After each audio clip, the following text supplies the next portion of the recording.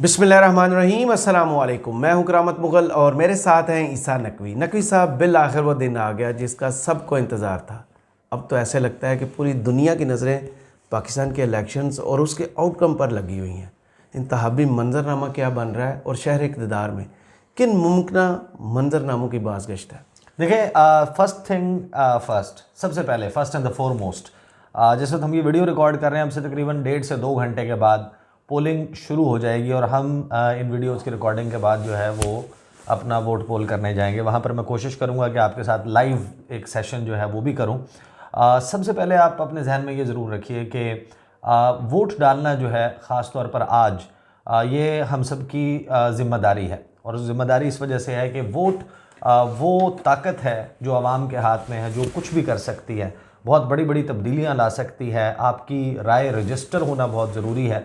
उस राय का एहतराम ना किया जाना एक अगला स्टेप है और फिर उसके नताइज एक अगला स्टेप है। लेकिन सबसे पहले कि अगर आप अपनी राय का इजहार नहीं करेंगे, घर में बैठे रहेंगे, टेलीविज़न के ऊपर देख रहे होंगे, सोशल मीडिया के ऊपर उसे मॉनिटर कर रहे होंगे और चाय की चुस्कियाँ लेते हुए, रज़ाई ओढ़े हुए आप उसके ऊपर तबसरे फरमा रहे होंगे, तो ऐसे तबसरों का, ऐसे कुढ़ने का, ऐसे जलने का और बाद में उस पर दुहाइयाँ देने का कोई फ़ायदा नहीं है। ये चीज़ अपने जहन में रखिएगा कि जो वोट है वो आप किसी भी जमात को दें, जिस मर्ज़ी जमात को दें, जिसको आप ये समझते हैं कि उसका मंशूर अच्छा है, उसके वादे अच्छे हैं और वादों का पूरा होना, उसका एक ट्रैक रिकॉर्ड मौजूद है। पाकिस्तान में बहुत सारी सियासी जमातें जो हैं वो अपने उम्मीदवारों की सिलेक्शन के वक्त कुछ गलतियां भी करती हैं कि मजमूई तौर पर सियासी जमात तो बड़ी अच्छी है और उसका नारा भी बहुत अच्छा है, आपको उससे एसोसिएशन भी फील होती है, लेकिन जिस शख्स को वो आपका नुमाइंदा बनाना चाहती है उसका ट्रैक रिकॉर्ड ठीक नहीं है, उसका माजी ठीक नहीं है, वो क्रिमिनल है, उसका क्रिमिनल बैकग्राउंड है,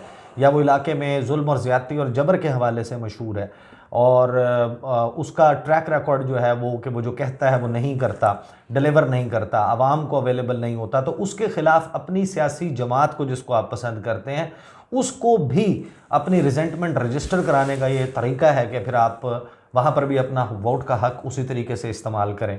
उसके अलावा जो ज़ाहिर के मंशूर हैं और ये तमाम मामलात हैं, ये जहन में रखते हुए अलबत्ता ये बहुत ज़रूरी है कि आप आज का दिन छुट्टी भी है, अपने कीमती वक्त में से आपकी जो भी सरगर्मियाँ हैं उनके उस दौरान ये वक्त निकालें और इस तारीख़ का हिस्सा बने जो आज पाकिस्तान में रकम होने जा रही है। इसका आउटकम मुमकिन तौर पर क्या होगा, कौन से मंजरनामे हैं, वो तो मैं आपके सामने रखता हूँ। कुछ बहुत बड़ी बड़ी तब्दीलियाँ और बड़ी बड़ी डेवलपमेंट्स हुई हैं इन इलेक्शन से गुज़श्ता जो तकरीबन पोलिंग के आगाज़ होने से तकरीबन 36 घंटे के दौरान आप उसको रिवर्स ऑर्डर में देख लें तो बड़ी बड़ी तब्दीलियाँ हुई हैं मुगल साहब। जी बिल्कुल। और वो तब्दीलियाँ क्या हैं? वो तब्दीलियाँ ये हैं कि अब मंजरनामे 3 बन रहे हैं और इन तीनों मंजरनामों में जिनकी बाज़गश्त है, जिनके ऊपर बहुत ज़्यादा गुफ्तगू हो रही है, उसमें तहरीक इंसाफ एक ऑप्शन नहीं है। लेकिन तहरीक इंसाफ जो है उसके हामी इन तीनों मंसूबों की काया पलट सकते हैं। बिल्कुल। वो कैसे पलट सकते हैं वो मैं आपको एक्सप्लेन कर देता हूँ। मंजरनामा यानी कि 3 जो पॉसिबिलिटीज़ हैं जिसके बारे में बहुत ज़्यादा बात हो रही है। पॉसिबिलिटी नंबर 1 कि नवाज़ शरीफ वज़ीर आज़म बनेंगे और उसके लिए क्या क्या चीज़ें दरकार है, क्यों कर वो वज़ीर आज़म बनेंगे। दूसरी पॉसिबिलिटी जो है वो है कि शहबाज शरीफ वज़ीर आज़म बनेंगे, जहांगीर तरीन नाइब वज़ीर आज़म बनेंगे और आसिफ अली जरदारी सदर पाकिस्तान बनेंगे। और मैं मरकज़ की बात कर रहा हूँ, सूबों की बात अलहदा है। और तीसरी पॉसिबिलिटी जिसके बारे में बात हो रही है वो ये कि मरीम नवाज़ साहिबा वज़ीर आज़म बनेंगी। अच्छा। हाँ, ये भी अब जो है वो डिस्कस हो रहा है और क्यों हो रहा है, किन बुनियादों पर, इनको कहाँ कहाँ धचका पहुँच सकता है। पहले मैं आपके सामने कुछ फैक्ट्स रख सिर्फ देता एक हूँ। फिक्रा बोल, हाँ जी, इलेक्शंस हो रहे हैं, ये बादशाहत। इलेक्शन तो आप देख लेना कि इलेक्शन कैसा है वो।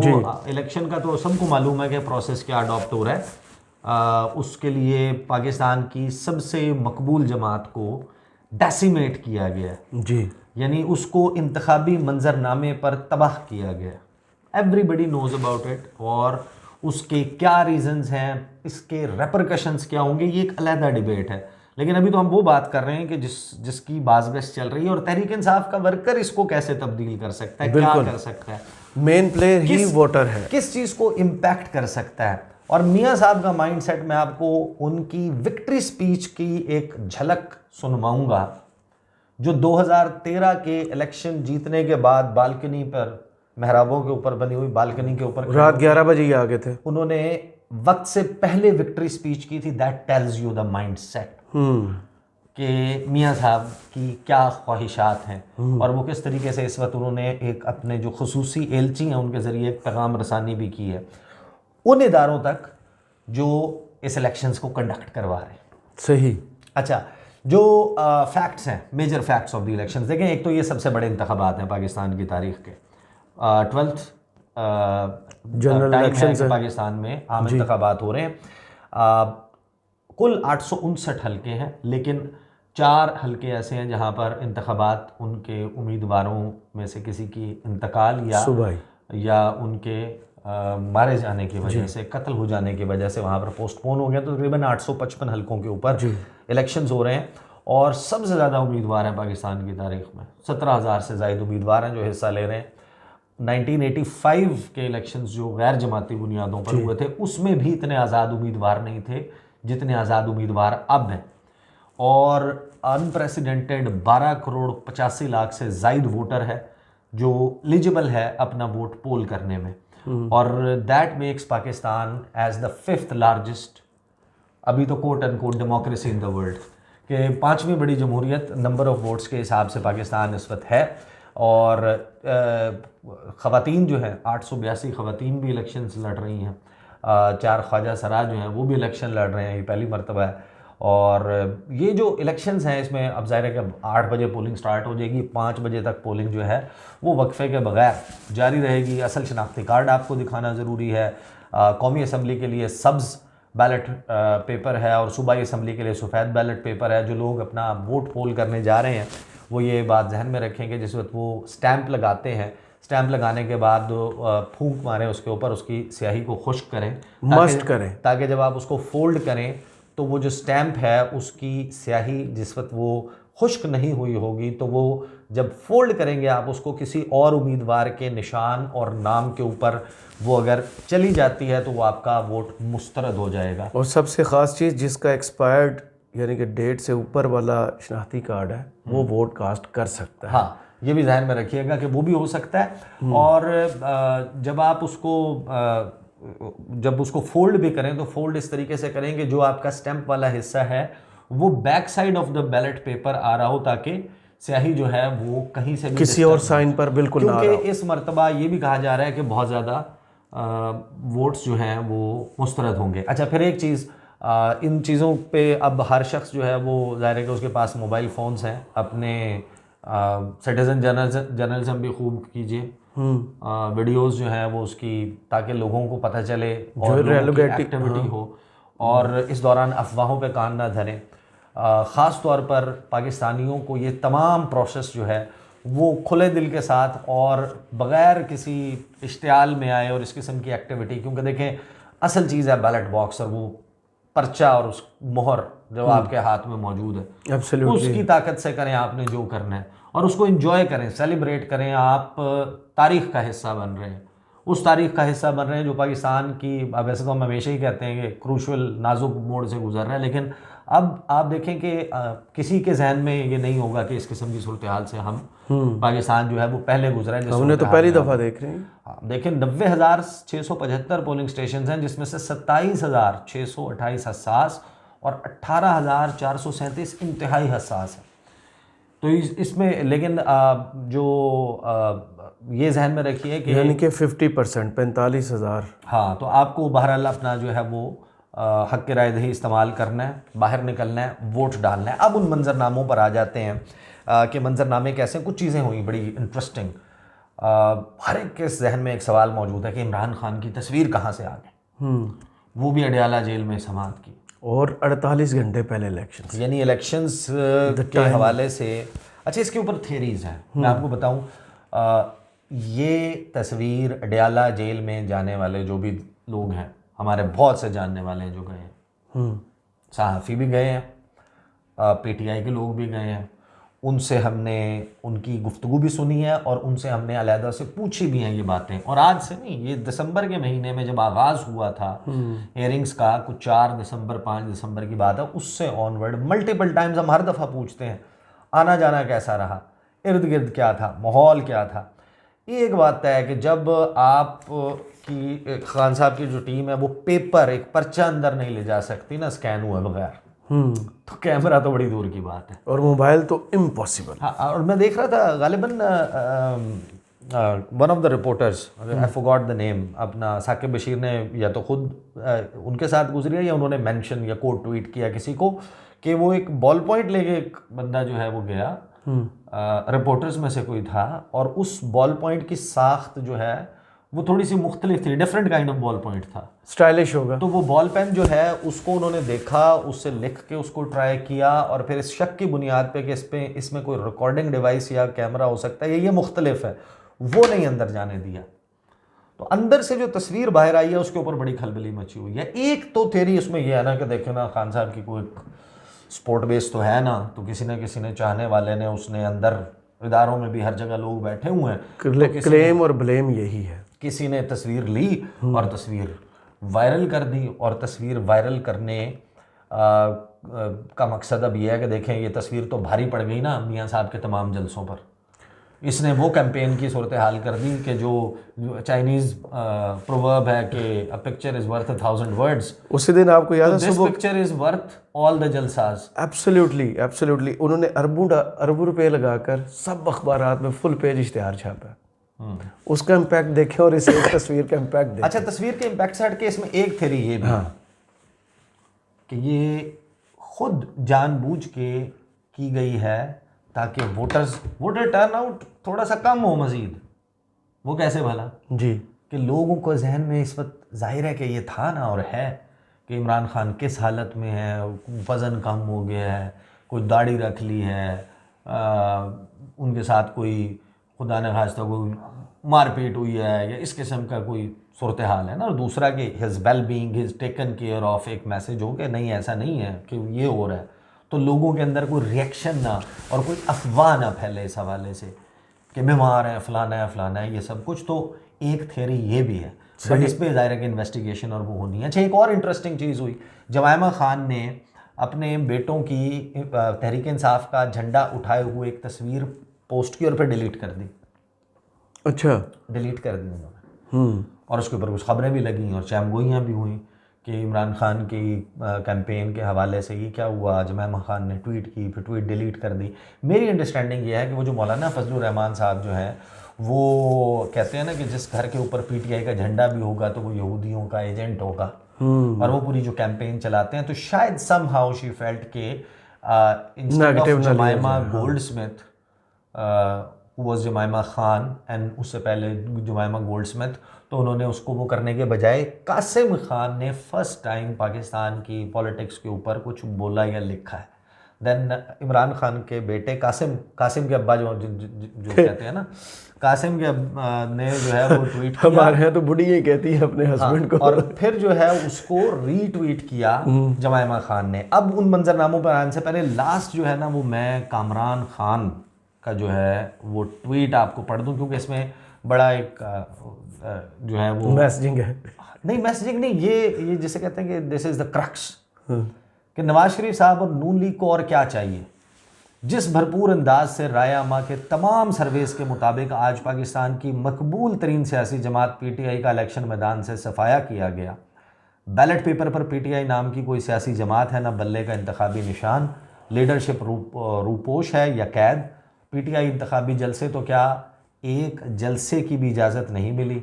इंतखाबी मुहिम नाम की कोई शय पीटीआई ना चला सकी। अब पीटीआई के पोलिंग एजेंट्स का सफाया जारी है, ना होगा बांस तो खाक बजेगी बांसुरी। इसके बावजूद नून लीग अक्सरियत हासिल ना कर सके, वाहिद अक्सरियती जमात ना बने तो तारीखी शर्मिंदगी की बात होगी। बज़ाहिर नून लीग अक्सरियती जमात बन जाती है तो यकीनन नवाज शरीफ खुशी खुशी चौथी बार वज़ीर-ए-आज़म बनना पसंद फरमाएंगे। हाँ, अगर पीटीआई हामी पूरी कुव्वत जोशो खरोश से अपने पोलिंग बूथ पहुँच गए, अपने उम्मीदवारों की सही पहचान करके अपना वोट कास्ट किया और गिनती के अमल की निगरानी और हिफाजत की, तो काया पलट जाएगी बेशक। अब मैं आपको बताता हूँ, ये है वो तकरीर जो मियाँ साहब ने 2013 के इलेक्शंस की विक्ट्री स्पीच के तौर पर वक्त से पहले की थी। वो उनकी क्या ख्वाहिश थी उसके पीछे, अभी हतमी नताइज नहीं आए थे। मुझे अभी भी याद है 29 या 30 हलकों के नताइज आए थे। ये रात 11 सवा 11 की बात थी। उन्होंने एकदम बहुत से आगे जल्द कर बैल्कनी दिया में था, वो एक ख्वाहिश का, और फिर पीटीआई ने तो इल्जाम भी लगाया पूरी ब्यूरोक्रेसी के लिए मैसिंग थी। हाँ कि उस वक्त ये कहा भी गया उनकी तरफ से कि आई एम कमिंग नहीं, आई एम कमिंग, और कोई छेड़छाड़ ना करे, मुझे इतनी सीटें। उनके ऊपर तो बाकायदा फिर इल्जामात लगे ना। ये कहा क्या था उन्होंने, जरा सुने। नताइज आ रहे हैं, लेकिन अल्हम्दुलिल्लाह एक बात का सुने, एक बात का मुझे ये आप सबको भी और हम सबको भी इस बात की तकरीबन कंफर्मेशन है कि मुस्लिम लीग नून अल्हम्दुलिल्लाह इन इलेक्शंस में सबसे बड़ी पार्टी उभर के आई है। दुआ करें कि सुबह तक जो नताइज आए, मुस्लिम लीग बेसाखियों के बगैर अपनी हुकूमत बना सके,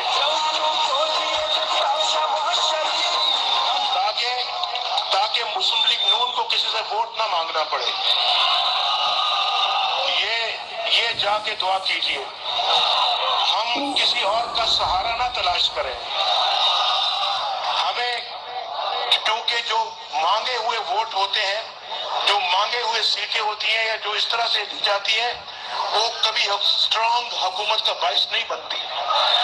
अच्छा जी, ये आपको माइंडसेट समझ आ गई। मियाँ साहब जो है वो उन्होंने दो तिहाई से भी ज़्यादा अक्सरियत मिली थी ना, आपको याद है जी। 16 जमातों पे रह गई थी पीपल्स पार्टी जी। और मियाँ साहब जो है वो सब कुछ था, लड़ाई तो उनकी उसके बावजूद हुई थी। फिर 2013 में जब वो ये कहते हैं कि एब्सोल्यूट मेजॉरिटी चाहिए, एब्सोल्यूट मेजॉरिटी, उसकी वजह है, देखें एक तो बात सबको मालूम है कि कमज़ोर हुकूमत चलाना बहुत मुश्किल काम है। शहबाज शरीफ साहब जो हैं उनका वो थोड़ा सा स्टाइल डिफरेंट है, वो मिन्नत तरला वो सारा कुछ वो कर लेते हैं। उन्होंने एक तकरीर भी फरमाई थी, याद है कि ये 13 जमातों का गुलदस्ता है जिसकी खुशबू रहती दुनिया तक कायम बड़ी रहेगी। मेहनत से जोड़ा है। हाँ, वो सब कुछ किया था ये बिखरने नहीं देंगे, जाने नहीं देंगे तुझे, वो जो जाने नहीं देंगे तुझे, वो कौन सी पीके मूवी थी? नहीं, पीके नहीं है, और थी, चलें वो छोड़ दें। 3 इडियट्स का है ना। हाँ, तो वो शहबाज शरीफ का वो गुलदस्ता तो बिखर गया, गुलदस्ता टूट गया। नवाज शरीफ साहब, मैं आपको लोग इसको टेस्टिफाई भी कर सकते हैं जो देख रहे हैं, रेगुलर देखते हैं, 2-3 महीनों से मैं ये बात बता रहा था कि नून लीग के अंदर सर्कल्स में क्या बात चल रही है कि मियाँ साहब जो हैं वो इदारों को कह रहे हैं और उनको कह रहे हैं कि भाई मैं आऊँगा, मैं हुकूमत तब लूँगा जब मुझे सिंपल मेजॉरिटी मिलेगी, यानी कम से कम 168 सीट्स मिलेंगी, 168 तकरीबन या 169 सीटें मिलेंगी, और फिर मेरे साथ आप इत्तेहादी शामिल करेंगे और हम 2/3 मेजॉरिटी बनेंगे तो मैं प्राइम मिनिस्टर बनूंगा, वरना मैं प्राइम मिनिस्टर नहीं बनूंगा। अब बात यह है कि मियाँ साहब की जो सियासी हालत है ना, वो ये है कि पल्ले नहीं धेला ते कर दी मेला मेला।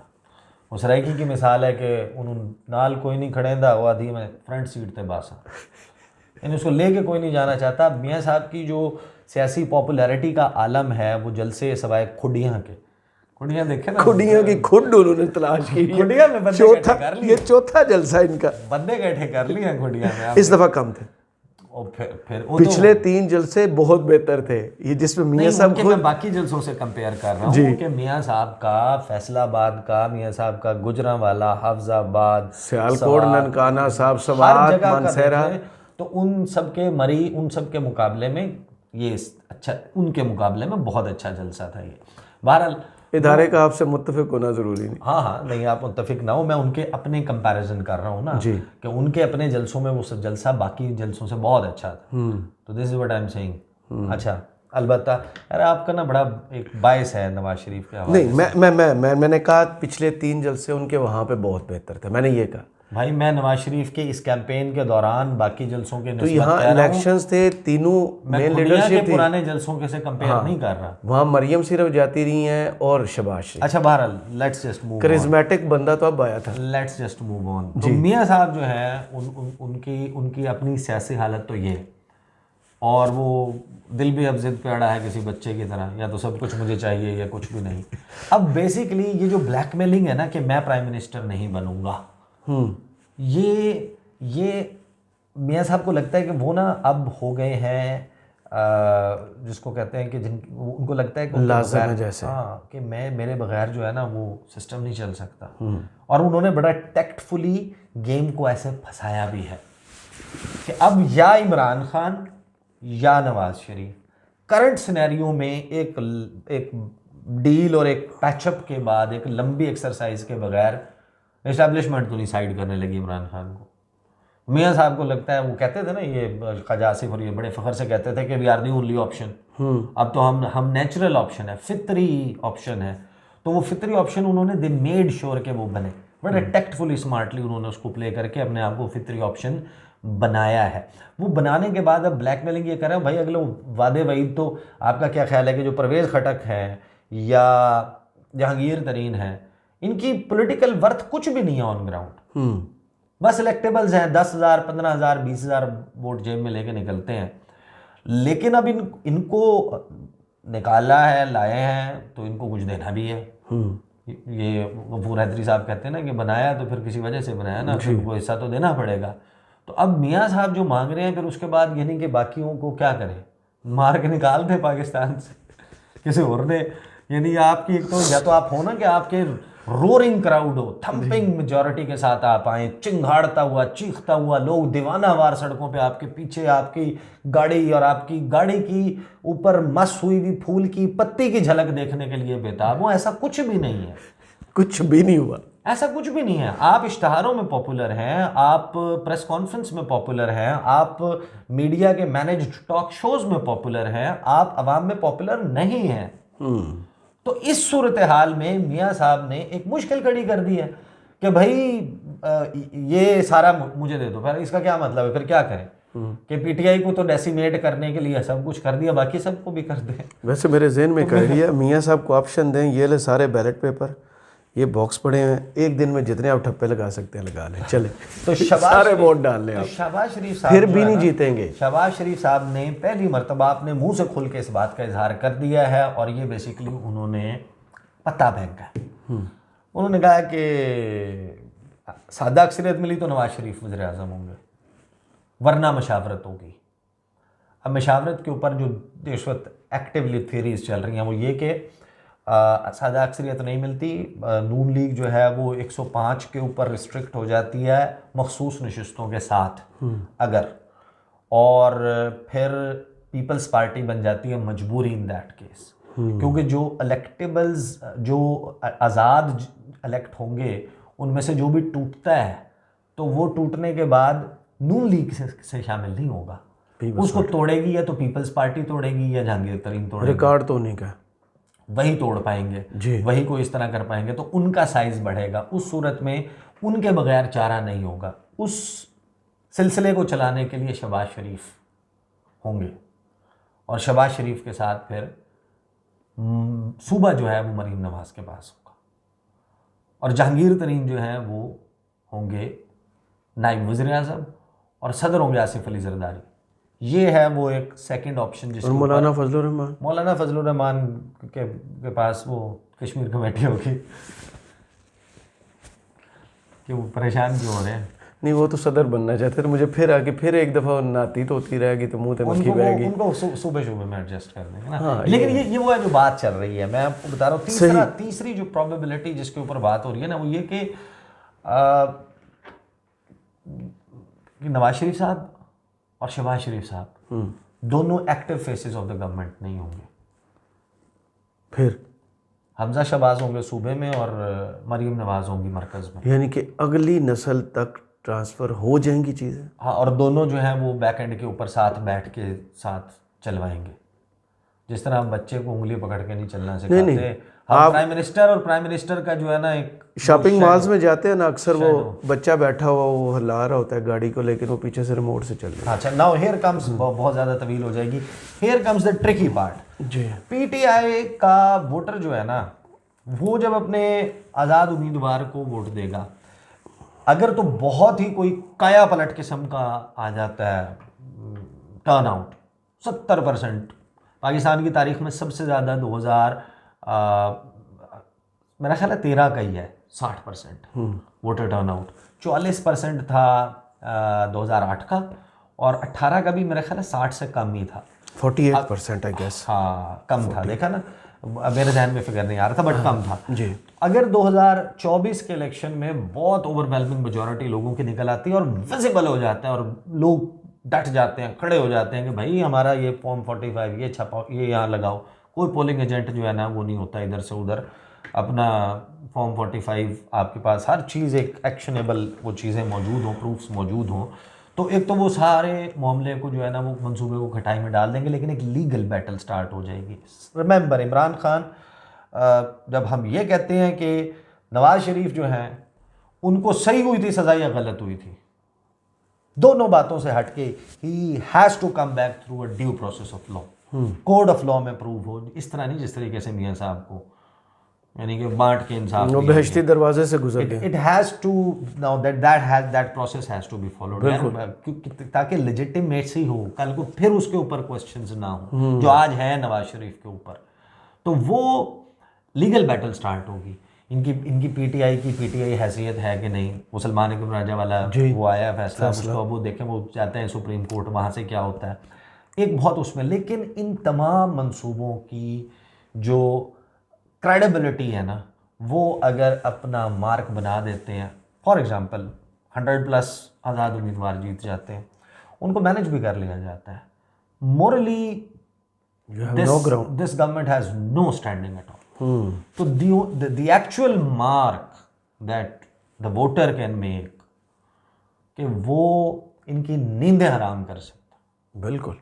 अब इसको किस तरीके से, आज का दिन बहुत इंपॉर्टेंट है, कौन सी जमात ये सारे मरहले अबूर कर सकती है, ग्राउंड के ऊपर रहकर सियासी मुकाबला कर सकती है और टक्कर उसको दे सकती है अपने ओपोनेंट को। नून लीग कर सकती है, पीपल्स पार्टी, पीटीआई, कौन सी जमात, ये एक चीज़ है जिसको देखना है। वक्त बहुत हो गया, अगली वीडियो भी करनी है, इंटरनेशनल मंजरनामा बड़ा डेवलप हो रहा है, वोट भी डालने जाना है। बहुत शुक्रिया ईसा नकवी आपके तजिए का, कमेंट्स बॉक्स में ज़रूर बताइए वीडियो आपको कैसी लगी। इजाज़त दीजिए, अल्लाह हाफिज़।